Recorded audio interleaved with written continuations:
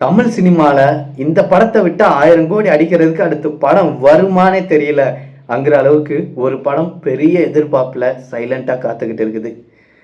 நானும் அந்த படத்துக்காக வருட கணக்கா காத்துக்கிட்டே இருக்கிறேன். அந்த படத்துக்காக காத்துக்கிட்டு இருக்கிறதுல ஒர்த்து வேல்யூ இருக்குது. ஒரு புத்தகத்தை படமா ஆக்க போறாங்க.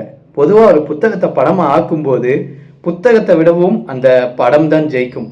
ஏன் அப்படின்னா அந்த கதையை நம்ம கிட்ட கொண்டு வந்து சேர்க்கறதுக்கு இயக்குனர், இசையமைப்பாளர், கேமராமேன், பாடகர், பாடலாசிரியர், வசனகர்த்தா, ப்ரொடியூசர், விஎஃப்எக்ஸ், எடிட்டர், இந்த மாதிரி பல பேர் ஒர்க் பண்ணுவாங்க. ஒரு புத்தகத்தை நம்ம கிட்ட கொண்டு வரணும் அப்படின்னா எழுத்தாளர் தான் டைரக்டா நம்ம கிட்டயே வந்து ரீச் பண்ணுவாரு. அவரினுடைய மொழி அப்படிங்கிறது தான் நம்ம கிட்ட பேசும்.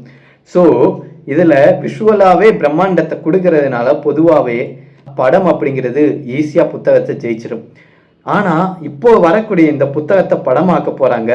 இந்த புத்தகமும் அடுத்து எடுக்கக்கூடிய இந்த படமும் ஒண்ணுக்கொன்னு சளைச்சது கிடையாது. அப்படிப்பட்ட ஒரு வெயிட்டான புத்தகம் தான் அது. அப்படி என்ன புத்தகம்னு கேட்டா, தமிழ்நாட்டுல விற்பனையில சாதனை படைச்சு சக்க போடு போட்ட வேள்பாரி அப்படிங்கிற நாவல் தான். இதைத்தான் படமாக்க போறாங்க. சு. வெங்கடேசன் அவர்களுடைய வேள்பாரி நாவலை எடுக்க போறது யாரு? நம்ம சங்கர் தான். சங்கர் அவர்கள் வந்து பிரம்மாண்டத்தின் இயக்குனர். அவரினுடைய கனவு படம் தான் இது. எப்பயோ இதை படமாக்குறதுக்கான ரைட்ஸையும் வாங்கிட்டாரு நம்ம சங்கர் அவர்கள்.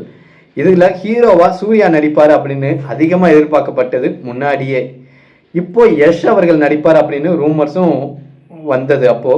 ஆனா ஹிந்தியில இருந்து ரன்வீர் சிங்கை இறக்கலாம், நிறைய மொழிகளினுடைய பேன் இந்தியன் மூவியை ஆக்குறதுக்கான முயற்சி அப்படின்னு சொல்லப்பட்டாலும் மெயினா இல்ல சூர்யா அவர்கள் கண்டிப்பா நடிப்பாரு. சூர்யா இல்லைன்னா விக்ரம் அவர்களாச்சும் இருப்பாரு. இல்லைன்னா 2 பேரும் இதுல நடிக்கலாம். அதற்கான இடமும் கதையில இருக்கு அப்படின்ட்டு சொல்லப்படுது. பாலிவுட் வைஸா பார்த்தாலும் சூர்யா அவர்கள் ஒன்றும் சளைச்சவர் கிடையாது. ஹீரோவா சூர்யா அவர்களோ விக்ரம் அவர்களோ நடிச்சாங்க அப்படின்னா தமிழ் சினிமால 10 எரியும் தியேட்டரு. அப்படி ஒரு வெயிட்டான சம்பவம் காத்துக்கிட்டு இருக்குதுங்க.